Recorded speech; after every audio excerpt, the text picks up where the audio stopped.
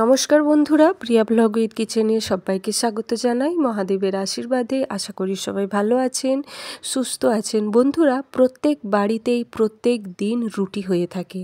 তো এই প্রত্যেক দিন রুটি বানানোর যে আটা মাখা হয়, এই আটা মাখানোর সময় বিশেষ কয়েকটি জিনিস বা দ্রব্য মিশিয়ে যদি আটা মাখা যায়, সেই আটার তৈরি রুটি খেয়ে বাড়ির সমস্ত সদস্যদের মধ্যে একটা মিলমিশ তৈরি হবে। বাড়ির মহিলাদের প্রথম চাওয়া হলো তাদের মান সম্মান ইজ্জত। পরিবারের মধ্যে কেউ যদি তাদের মান সম্মান ইজ্জত যদি না দিয়ে থাকে, সেই বাড়িতে তার মহিলারা যদি অপমানিত বোধ করে থাকে, সেই গৃহে কিন্তু কখনো মা লক্ষ্মীর আগমন হতে পারে না। সেই গৃহে যতই টাকা পয়সা রোজগার হয়ে আসুক বাড়িতে, সেই গৃহে টাকা পয়সা টিকে না বা থাকে না। এছাড়াও জানাবো এই ভিডিওটিতে কারোর যদি শনির দশা বা শরীর খারাপ দীর্ঘদিন ধরে লেগে থাকে, তো আটাতে কী মেশানো যায় ছেলেমেয়ের পড়াশোনা বা ছেলেমেয়ের ভবিষ্যতের জন্য, আটাতে কী মিশিয়ে কাকে খাওয়ানো যায়। এছাড়াও জানাবো স্বামী স্ত্রীর মধ্যে সম্পর্ক যদি দূরত্ব সৃষ্টি হয়, সেই দূরত্ব কাটিয়ে কিভাবে স্বামী স্ত্রীর সম্পর্ক মধুর করা যায়, সেই সম্পর্কে আজকের ভিডিওটিতে আলোচ্য করছি। তো বন্ধুরা, আসুন ভিডিওটি শেষ পর্যন্ত দেখুন। আশা করছি ভিডিওটি আপনাদের অনেক উপকারে আসবে। বন্ধুরা, বাড়িতে তো আটা রোজই মাখা হয়ে থাকে। এখানে একটা ছোট্ট টিপস বা ছোট্ট উপায় আপনাদের কাছে বলতে পারি। যারা সন্ধেবেলায় আটা মেখে ফ্রিজে স্টোর করে রেখে দেয়, সেই আটা পরের দিন ধরে রুটি বানানো হয়, এতে কিন্তু মা লক্ষ্মী খুবই অসন্তুষ্ট হন। সেই গৃহে মা লক্ষ্মী কিন্তু চিরস্থিত হতে কখনো পারে না। তাই কাজেই বন্ধুরা, রোজ আপনারা আটা বানাবেন, যতটুকু আটায় থাকুক সেটা রুটি করে শেষ করে দেবেন। আবার পরের দিন সকালবেলায় আটা মেখে ফ্রিজে রাখুন, অসুবিধে নেই। কিন্তু মাখানো আটা রাতভর যাতে ফ্রিজে না পড়ে থাকে।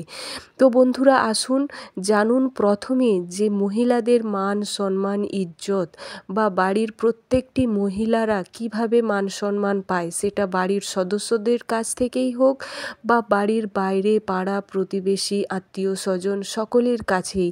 কি করবেন, আটা মাখার সময় শুধুমাত্র 1 চিমটি হলুদ আটার সাথে মিশিয়ে নেবেন। একদমই সামান্য মেশাবেন, না হলে আবার আটা রুটি হলুদ রং হয়ে যাবে। একদম 1 চিমটে হলুদ মিশিয়ে অবশ্যই আপনারা মা লক্ষ্মীকে স্মরণ করুন। এই রকমভাবে যদি করতে থাকেন আপনারা রোজ প্রত্যেক দিন অন্তত 3 মাস কন্টিনিউ করুন, আপনারা মান সম্মান আবার ফিরে পাবেন। আপনাদের সমাজে দেখবেন আপনাদের একটা দিনের পর দিন আপনারা যে অসহায়তা বোধ করেন বা অবহেলিত হয়ে থাকেন, সেটা আস্তে আস্তে কাটতে শুরু করেছে।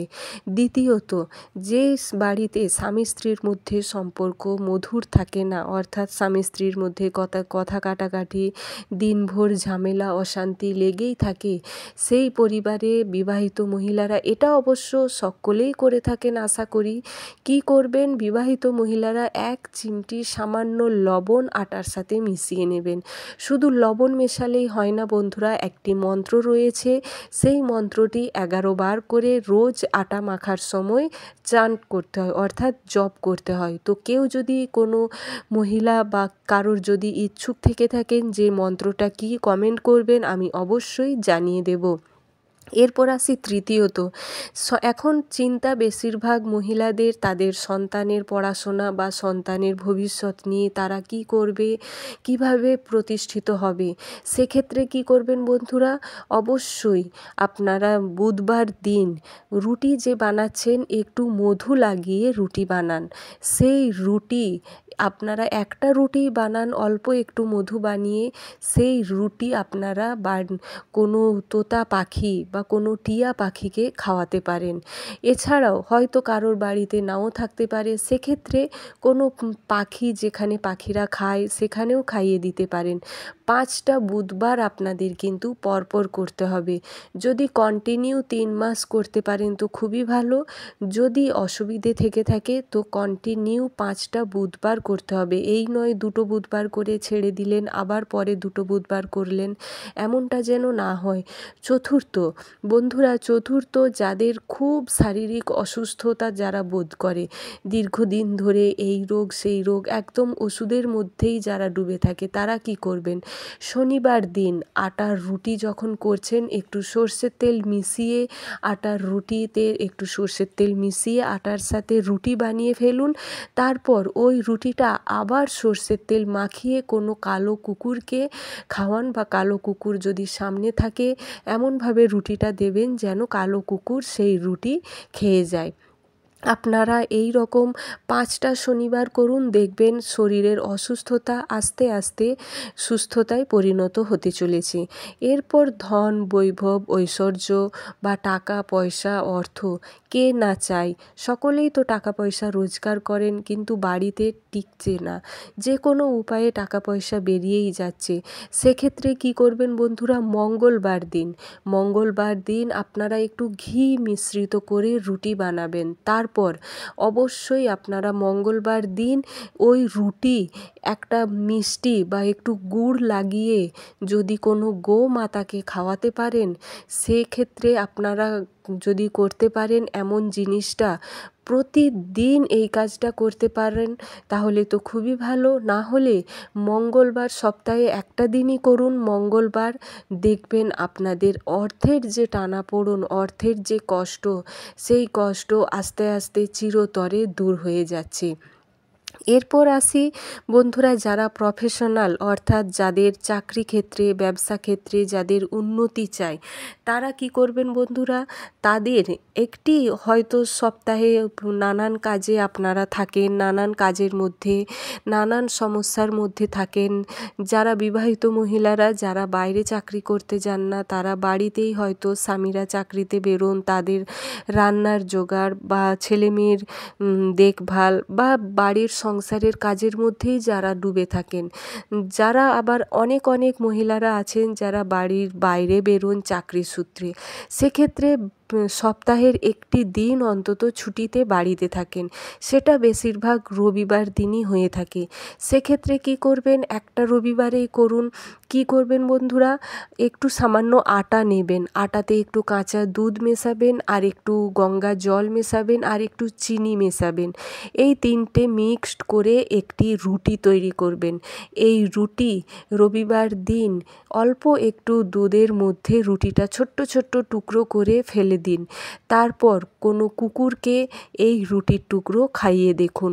আপনাদের প্রফেশনাল জায়গা বা চাকরি ক্ষেত্রে বা ব্যবসার ক্ষেত্রে কোথা থেকে কোথায় উন্নতি নিয়ে যাবে সেটা আপনারা বুঝতেও পারবেন না। বন্ধুরা, এটা যদি জিজ্ঞেস করেন যে কটা রবিবার করবেন, আপনারা সপ্তাহে একদিন, সেটা সারা জীবন ধরেও করতে পারেন। আপনারা যদি না মনে হয়, অন্তত 7টা রবিবার পর পর করে দেখুন আপনারা যদি উন্নতি হয়, মনে হয় যে না কিছু উন্নতি হচ্ছে, তাহলে রবিবার দিন ছোট্ট একটা জিনিস ছাড়বেন কেন, অবশ্যই করুন। অন্তত 7টা রবিবার, অন্তত 3টে মাস করে দেখুন কিভাবে উন্নতি আপনাদের আসছে, কিভাবে চাকরির ক্ষেত্রে, ব্যবসার ক্ষেত্রে নানান দিক উন্মুক্ত হচ্ছে আপনাদের টাকা পয়সা রোজগারের জন্য। এছাড়াও যাদের শনির 7.5 বা শনির দশা বা শনির ঢাইয়া বা বড় ঠাকুরের যাদের ওপর দৃষ্টি থেকে থাকে, সেক্ষেত্রে কি করবেন, শনিবার দিন যখন আপনারা রুটি করছেন, রুটির শেষ রুটি বা প্রথম রুটি, এই রুটিগুলো ছোট্ট ছোট্ট টুকরো করে নেবেন, একদম ছোট্ট ছোট্ট সাইজের, যাতে পিঁপড়ে খেতে পারে এমন সাইজের রুটি আপনারা ছোট্ট ছোট্ট টুকরো করে নেবেন।